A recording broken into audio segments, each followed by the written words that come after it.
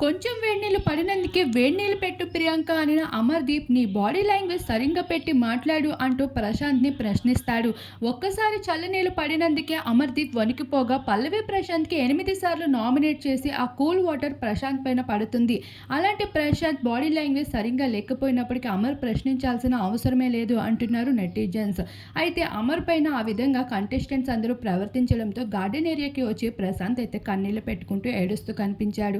అది చూసిన ప్రియాంక, అమర్‌దీప్ అలానే శోభా శెట్టి, గౌతమ్ ఇలా ప్రశాంత్‌ని నామినేట్ చేసిన వారందరూ వచ్చి ఇప్పుడు ప్రశాంత్‌తో ఎంతో మంచిగా మాట్లాడుతూ మేము ఎందుకు చెప్పామో అర్థం చేసుకో. మా ప్రవర్తన నీకు బాధ కలిగించి ఉంటే కానీ మేము మాట్లాడింది మాత్రం చాలా నిజమే ఆడాము అన్నట్లుగా ప్రశాంత్‌తో మాట్లాడుతూ ఉంటారు.